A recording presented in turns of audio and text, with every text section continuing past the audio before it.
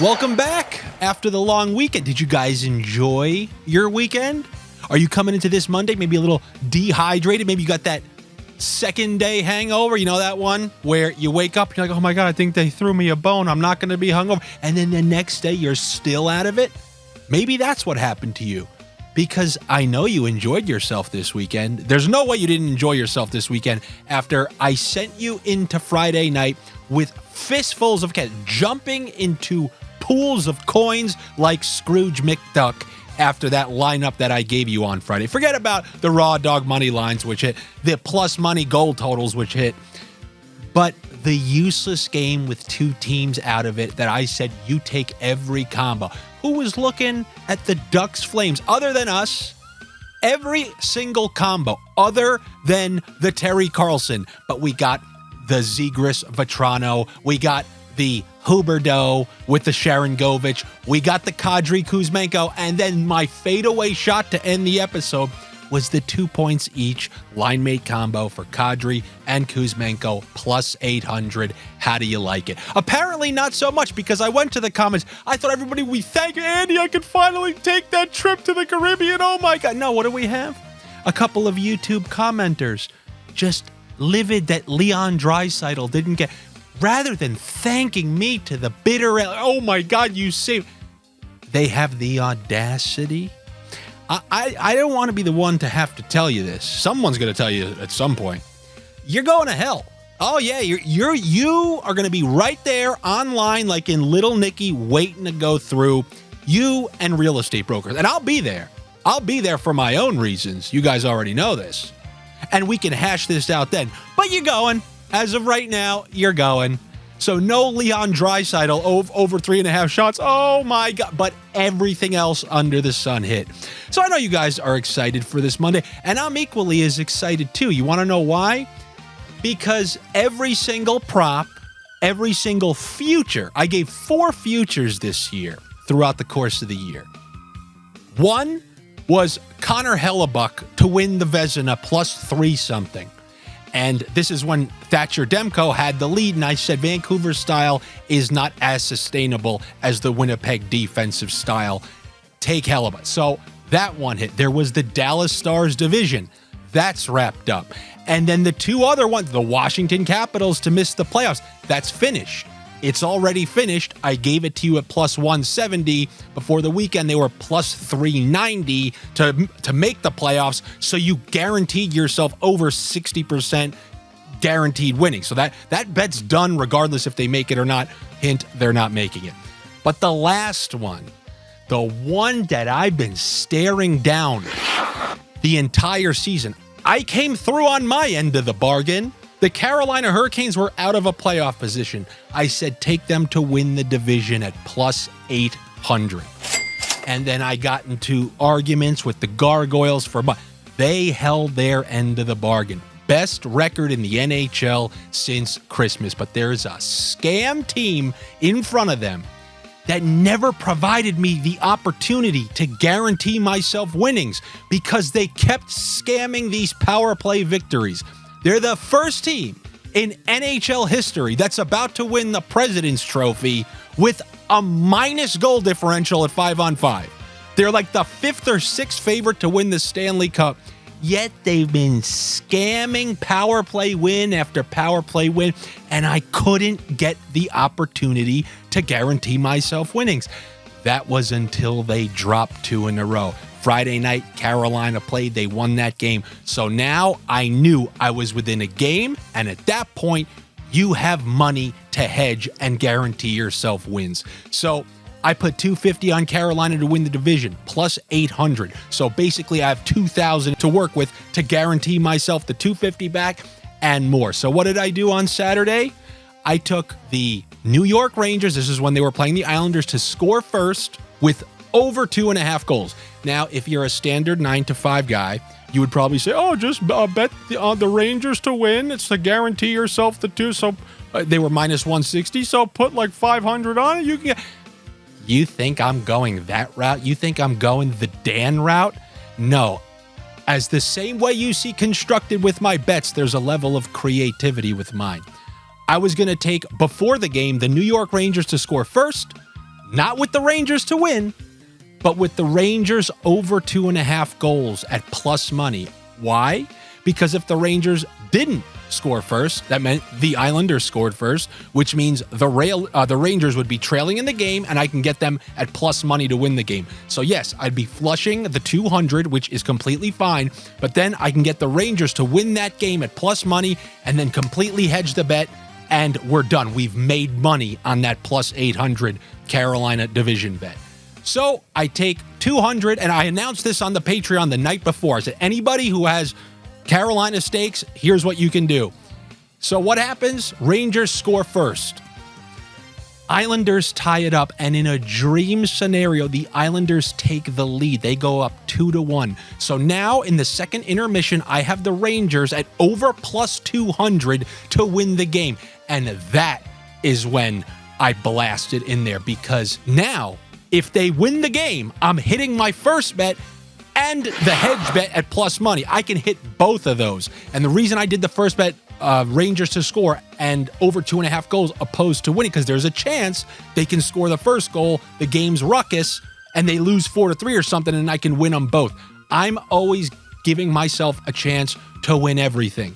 But in this case, the initial hedge hit, and then when they were trailing 2-1, that hedge hit. So I hit about $700 on that one, and the beautiful thing is now I get to do it again. So every future that I gave you has given you guaranteed chance to earn. So you have 2 outright winners already, and then you have Washington, which is going to be a winner, even though you don't need to because they were already plus 390 to miss the playoffs on Saturday. And now this last one.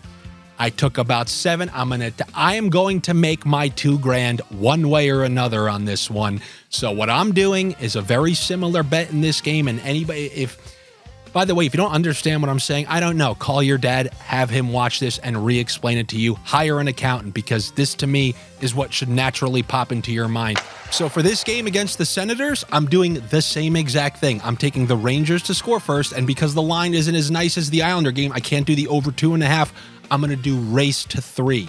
So Rangers to score first, race to 3. I'm putting that same like 200 or 250 on it. And then if the Sens score first, I'm going to take the Rangers at plus money for. Now, remember, I already am up because of the strategic hedge, which I won both ways the other day. Now I'm looking to essentially double that. Any which way you cut it, you should have been able to make money. You could still hedge your original. I gave it out at plus 800. You can guarantee yourself some earnings. But I'm not going to lie, I would love to lose the hedge here and watch Carolina take the division on the last game of the season. So for back-to-back years, our division bet hits on the last game of the season. Regardless, that bet has provided an opportunity to guarantee yourself earnings, and the other 3 all have as well. So it was a successful futures year. And if you're complaining something, just join that guy in the comments, Draisaitl guy. You're going directly to hell as well.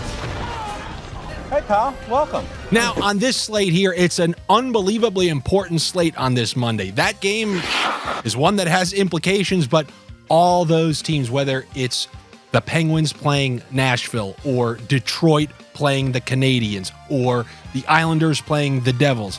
Now, the thing is, when a team is out of it but can screw you, those games are so much trickier than you could ever imagine. Just think back to last year. Florida lost a must-win game. They ended up in the playoffs because Pittsburgh lost a must-win game at home against the Chicago Blackhawks. The Islanders lost a must-win game in Washington when they needed to win, but then they made it also because the Penguins lost that game to the Blackhawks. So many must-win games. They get lost because the other team can play freely. The other team knows they can't go with that girl to prom. They're out of it. But they can screw you from going with her. And if you know anything about screwing people, it really is a motivating factor. And they don't want the Penguins to go to prom, or the Devils don't want the Isles to go to prom, and the Canadiens don't want Stevie Bong Rips to go to prom. So those games, while you think, okay, oh yeah, you know what? That's a slam dunk, minus 190. It's not a slam dunk. From my sniffings and my research, you need to score first, because when you're playing catch up against a team that's up and already playing freely, you really can be screwed. So in any of those games where you're going to take the favorite, like if you're going to take Detroit, I would suggest Detroit to score first and then to win, rather than just taking them to win. That's just what I've seen, because when you're trailing in a game like that, it is hard to come back against a team that has nothing to lose and your whole team is gripping their sticks. So what do I like on this slate then? I'm going to start with a random ass game that has no implications like that, but there are implications littered all over the place. And this is with the LA Kings and the Minnesota Wild. The Minnesota Wild had to fight like death to try to wiggle themselves back into the race. They expended anything and everything. Remember those overtime goalie pulls? Well, now that they know they're not going to make it, they've been conceding to other teams. They are not playing well in their own end. And if you watch some of those games, including the Vegas game that we blasted the other night on Friday, but I am going to take a calculated gamble here.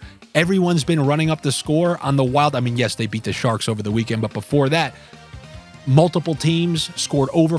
Give me the over 3.5 on the LA Kings for plus money. Yes, I don't think it's worth it to take the Kings at minus 170, but if you tell me I can get them over 3.5 goals for a team that has nothing to play for and expended so much energy playing good defense and trying to get themselves into it, I think this is a weird good opportunity to take the LA Kings over 3.5 goals against the Minnesota Wild. Then let's take a look at those old, slow, beyond awful Washington Capitals, who once again, they found a way to win over the weekend against the Tampa team who had nothing to play for, and in the same exact fashion that they can win games. The only way they can win games. Low event hockey, where Lindgren steals a game that they don't deserve. So, kudos to him. They still have lost 7 of their last 9 games, and they provided us the opportunity for guaranteed winning. So thank you, Washington, for being everything that we knew that you were. Now, in this game, you're playing the Boston Bruins, and if they're going to win this game, it's going to be exactly like the last game, and I'm going to go with the bump it up under 6.5 here. This game, I believe, once you watch the first period, you'll know right away if you won that bet. My guess, with how much is on the line here, you're just not going to see teams going back and forth. Boston is still playing for tops in the division, tops in the conference, and a little known rule that most people don't know. If they were to win the division and they were to play Carolina in the conference finals, they don't get home ice unless they have more points. So they're tied in points with Carolina. So if they want home ice in a conference final matchup with Carolina, who's favored to come out of that division, then they actually have to win these games. So this is not a meaningless game. They have the Panthers right beneath them, so they need to win 1 to beat the Panthers. So this one's to clinch their division, but then they still need both to guarantee themselves home ice if they play the Carolina Hurricanes. So there's a lot on the line for them, believe it or not. The second thing that I'm going to take there, you guys know what I think about Washington. I'm getting a very good team, a good defensive team going into Washington in a game Washington wants to win in a low-scoring fashion. I'll take the under 2.5 goals for the Washington Capitals at home, as they most likely have their season ended. And then after that, let's go up to Edmonton, where they've just made a complete ass of themselves these last 2 games. I tried warning you, but it's a classic case of come over here, look, there's a doll named Chucky and he's alive. Then you walk in the room and it's just a doll not moving. I said, I have to take Vegas at plus money without McDavid. That's a clear advantage. If you look at Draisaitl's career numbers without McDavid, they're considerably worse. He doesn't drive the play nearly as much. And what happens? They beat Vegas. I'm a donkey, ... And then as soon as you guys close the door, forget about that point, Chucky's back to life stabbing me in the side. And that's exactly what happened. Edmonton, they lost to the Coyotes, and then they lose to Vancouver, a game that's going to set the tone for the playoffs. They had a chance to climb right underneath them, potentially win the division, but without McDavid, they couldn't do a damn. They scored 1 goal. Pretty embarrassing, and you see how important Connor McDavid is to that team. However, with the Sharks, this is a different thing. You're showing me a total of 5.5, and I get it. The Oilers have had trouble scoring these last couple of games, but this is one, I think this is a get-right game to get them feeling better about themselves. Give me the over. I saw it listed at 5.5 on DraftKings, so if it's 5.5, I will take the over. And then maybe a little side sprinkle on over 6.5, because I really think they're going to take out their frustrations. You know, like that guy in jail hasn't seen a woman in a long time. Then he gets out. At first one, she's really going to get something, and that's the San Jose Sharks. So give me the over. And then let's take Leon Draisaitl for the guys he screwed you. He screwed you. You screwed me. Everybody screws me. He screwed you. I haven't seen his price, but if you're getting Draisaitl at plus money because of the recent 2-game struggles against the San Jose Sharks, did you see what Minnesota just did to them? Minnesota, who's been out of it. We just bet against them because they've been taking beatings, but even they scored 6 in San Jose. I think Edmonton needs to score a couple goals in this one and make things right. So I'll take the over 1.5 points for Leon Draisaitl. And that's what I have for you here on this important Monday. Oh, do you want me to talk? Nashville is still playing to remain in the wild card 1 and play Vancouver, which is a whole hell of a lot easier than falling to the 8th seed and then going up there and having to deal with that nightmare of a bracket. So they have a ton to play for. Pittsburgh loses their out. What do you want me to say? Games like that, all right, you don't want to force me to a pick? Then I'm going Cheeks. All that on the line, Cheeks under 6.5. Hey, you forced me. You wanted another pick? You got another pick. What's another important game? Huh? Damn it, stop it. I think that's enough for me. Thank you guys so much for enjoying this video. Coming back for another Monday. Good luck to you. Better luck to me. Make sure you are subscribed to my YouTube page. Every click helps, whether it's a like, a comment. The guy going to hell in the comments, at least when his trial is up and they bring up everything and he shows his miserable comment, at least he can say, yeah, but